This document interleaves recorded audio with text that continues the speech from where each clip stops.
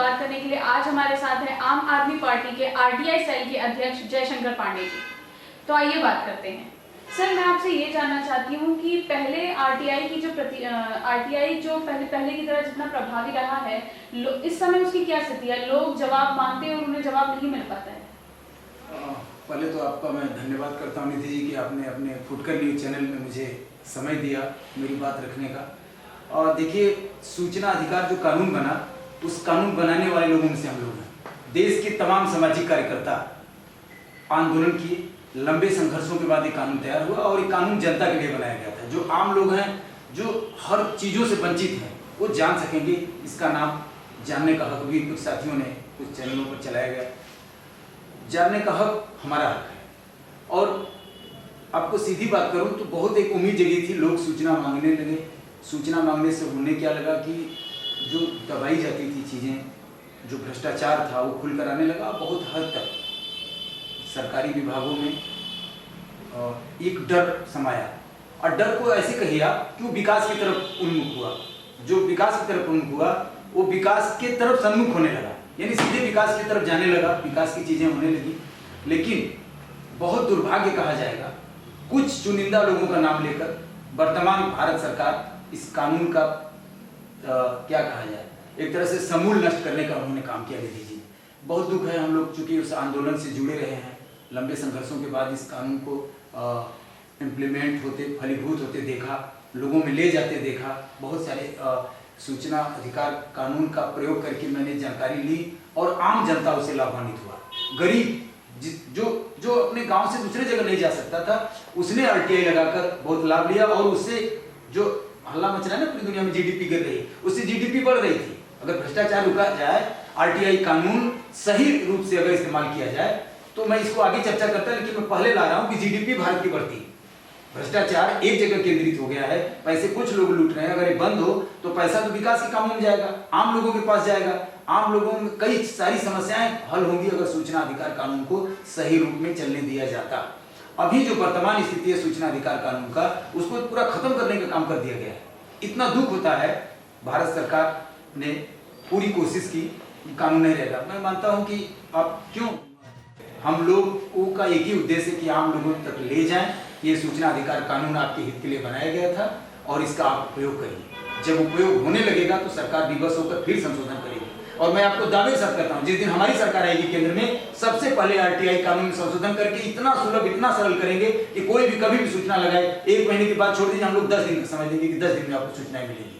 और इस पहल को आगे बढ़ाने का काम हम कर रहे हैं। हम जन जन के बीच में जा रहे हैं, हम जिले में जा रहे हैं, गांव में जा रहे हैं, मीटिंग कर रहे हैं कि ये कानून आपके लिए बनाया गया था, ये पहला कानून है और ये संशोधन की प्रतियां हैं और ये आयोग का हाल है। ये तो बता रहा हूं, लेकिन साथ साथ हम लोग आरटीआई का प्रयोग भी कर रहे हैं और सरकार के खिलाफ नहीं। हमारा उद्देश्य स्पष्ट है, हम सरकार के खिलाफ कोई कानून का दुरुपयोग नहीं करेंगे। हम अपने हक को अपने जानने के लिए, विकास के लिए, जनहित के लिए आरटीआई का प्रयोग करेंगे। न तो किसी को परेशान करना हमारा उद्देश्य है, न तो किसी को नीचा दिखाना उद्देश्य है, न तो सरकारों की कमियों को उजागर करना है। सरकार की जवाबदेही क्या है उसको उजागर करने का उद्देश्य है। और इसी को लेकर निधि जी हम लोग इस सेल को लेकर काम कर रहे हैं। हमारा सेल बहुत अच्छे से काम कर रहा है। जिले में हमारी टीमें, प्रशिक्षण मीटिंगें लगातार जारी है। ये पूछना चाहते हैं कि क्या आरटीआई से मुद्दे निकाल कर आने वाले विधानसभा चुनाव में सरकार को घेरने का प्रयास किया जा रहा है? नहीं, देखिए ऐसा नहीं। मैंने आपको भी पहले मैं स्पष्ट कर दिया हूं कि सरकार को घेरने या सरकार को परेशान करने की नीयत नहीं है। सरकार की नीति और नियति को लोगों के सामने लाने का मैं प्रयास कर रहा हूं। वो घेरना नहीं। सरकार कह रही है कि हमने एजुकेशन पर अच्छा काम किया, कह रही है, हम डेटा लाकर दिखाएंगे, देखिए एजुकेशन का काम है। सरकार कह रही है बिजली पर, अब बिजली पर हम ये नहीं मौखिक करने वाले हैं। सरकार देखिए सरकार कह रही है कि बिजली पर हमने काम किया। सरकार की रिपोर्ट देखिए। सरकार की जो नीति है और जो सरकार की नियति है, वो दोनों सूचना अधिकार कानून के माध्यम से बाहर आएगी। अब विधानसभा चुनाव नहीं, हम तो कह रहे हैं कि हमें कल आएगी तो कल जनता के बीच में लेकर जाएंगे। हम इस सरकार से कह रहे हैं कि अगर आप अच्छे काम करेंगे तो हम आपके साथ हैं। हम पार्टी बेस बातें नहीं कर रहे हैं। हम तो ये कह रहे हैं कि हम लोग एक्टिविस्ट थे, पार्टी में आंदोलन से पार्टी में आने का कोई मतलब नहीं था। जब सरकारें अपने पदों से दुरुपयोग करना शुरू कर देती है, तब सामाजिक कार्यकर्ता, एक्टिविस्ट, किसान, आम जनता इस देश का, हमारे देश का इतिहास रहा है, लौट कर आता है राजनीति में और राजनीति में बदलाव के लिए। सूचना अधिकार कानून को अगर ये खत्म न करते तो आम आदमी पार्टी आरटीआई सेल न बनाती और हम जैसे लोगों को राजनीतिक माध्यम से इनको संदेश देने का काम न करना पड़ता। तो घेरने की बात नहीं निधि जी, इनके तथ्यों को उजागर करने की बात है। सर, सोनभद्र जिला के प्रभारी हैं आप और वहाँ पे खनन की बड़ी समस्या है, तो वहाँ पे आप किस तरह से आगे बढ़ेंगे ताकि पर्यावरण को कोई नुकसान ना हो? देखिए निधि जी, आपने बहुत अच्छी बात की। उत्तर प्रदेश जब उत्तराखंड से बंटवारा हुआ तो प्राकृतिक संसाधनों वाला जगह सोनभद्र हुआ। और आप भारत का इतिहास देखिए तो आदिवासियों का पहला जो आदिवासी क्षेत्र है, भारत का जो पहला क्षेत्र उसमें से प्रमुख है। आज भी आदिवासी वहाँ पर हैं, लेकिन दुर्भाग्य कहा जाए जो वहाँ पर संसाधन है वो कुछ लोगों का, बाहर के लोग जाकर उन संसाधनों पर कब्जा किए हुए। आदिवासी तो ज्यों के त्यों पड़े हैं। भारत में बिजली सबसे अधिक बनकर जाती है सोनभद्र से। उत्तर प्रदेश सरकार की भी कई बिजली परियोजनाएं हैं। वहाँ पर खनन है कोयले का, एनसीआर है, एनटीपीसी है, तो कोयले का बहुत बड़ा खदान है। और जो सबसे जो वहाँ पर दिक्कत है बालू का और गिट्टी का। क्रेशर लगे हैं, गिट्टी भी अवैध होता है, बालू का तो पूरा अवैध ही चल रहा है। और पर्यावरण तो आप अब तो बंद है इस समय खनन। अगर आप किसी भी महीने में जाएं तो वहाँ पर कुहासा फाग जैसा दिखेगा, इतना डस्ट रहता है, इतना खूबसूरत वादियाँ, इतनी पहाड़ी। मैं सरकार से कहता हूँ कि भाई जब एक पर्यावरण ही नहीं रहेगा, हम लोग नहीं रहेंगे, तो आपका खनन किस काम का? कम से कम आप पूरे यूपी को तो बर्बाद कर दिए कंस्ट्रक्शन से। सब जगह बिल्डिंगें बन रही हैं, पानी की समस्या, नीचे से दोहन हो रहा है, तमाम चीज़ें। सोनभद्र को एक थाती थी हमारे प्राकृतिक संपदाओं का, इसको बचाए होते। हम सोनभद्र के प्रभारी बनाए गए हैं और सोनभद्र में आम आदमी पार्टी सबसे पहला ये काम करेगी कि पहले आदिवासियों का हक मिले। वहाँ पानी की समस्या है, पर्यावरण की समस्या है। पर्यावरण की समस्या पानी से होती है, खनन से होती है। खनन का जो माफिया है, जो खनन का रैकेट है, माफिया को तो सरकार सह देती है।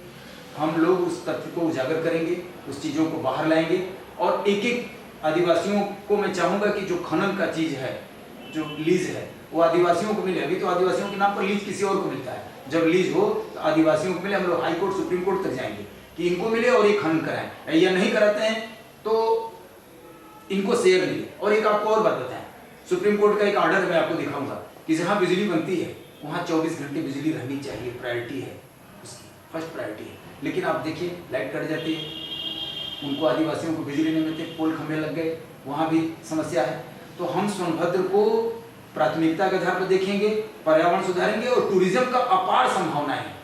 जी, जहाँ तक मैं देख रही हूँ सोनभद्र में काफी बड़े पहाड़ हैं, सुंदरता काफी है, पानी को लेकर वहाँ कोई दिक्कत नहीं है, डैम भी बने हुए हैं शायद आसपास। डैम बहुत हैं, पानी की दिक्कत नहीं है, लेकिन शुद्ध पानी की दिक्कत है। दिक्कत है सरकार की नीयत की। अभी भारत सरकार ने एक स्कीम लाई कि घर घर शुद्ध पेयजल योजना देंगे। आप देखिए क्या उद्घाटन हुआ, प्रधानमंत्री जी वर्चुअल कॉन्फ्रेंस में उसका ओपनिंग किए, माननीय मुख्यमंत्री जी भी गए थे। आप जाएंगे देखेंगे पाइप के खड्डे जेसीबी से खोद दिए गए हैं, पाइप लगी है, टंकी बना है तो उस पर उसका बॉक्स सेटअप नहीं लग पाया है। वहाँ आर्सेनिक है, बहुत बड़ी मात्रा में पानी है।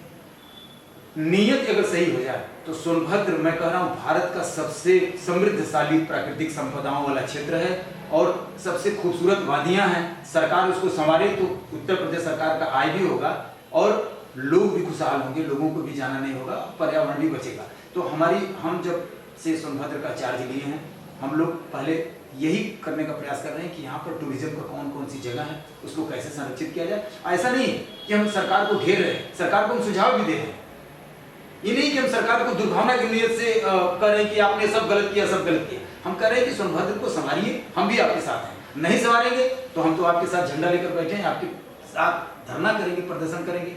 अब अगर सोनभद्र को आप इसकी सुंदरता को बिगाड़ेंगे तो हम खिलाफत की बात नहीं, हम आपके साथ रहकर विरोध करेंगे, दूर कहीं नहीं भागेंगे। निधि जी, तो सर लोगों की क्या प्रतिक्रिया रही है आपकी पार्टी को लेकर? किस तरह का? आम लोग हमारी पार्टी से, देखिए आम लोग, आपको मैं बताऊं कि दिल्ली मॉडल शब्द आते ही नहीं जी, उनके दिमाग में हो जाता है कि बिजली फ्री, स्वास्थ्य फ्री,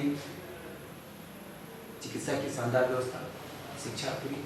और महिलाओं के बारे में आप देख रहे हैं कि कितना वहाँ पर जो है बसें दिल्ली में मिली है। यूपी की जो आम जनता है जाति की राजनीति से उठ चुकी है, जो कास्ट पॉलिटिक्स है उससे एकदम उठ गई है। वो विकास चाहती है, सुरक्षा चाहती है। आम लोग तो इतनी तेजी से जुड़ रहे हैं कि अगर हम जो उनकी जुड़ने की जो गति है उसमें हम लोग आगे नहीं बढ़ पा रहे हैं, उनका वेलकम नहीं कर पा रहे हैं। तो ये थे हमारे साथ आम आदमी पार्टी के आरटीआई सेल के अध्यक्ष जयशंकर पांडे जी। ऐसे ही कई नई हस्तियों से आपकी मुलाकात करवाएंगे। फुटकर न्यूज़ पर देखते रहिए, सब्सक्राइब करिए और बेल आइकन दबाना ना भूलिए।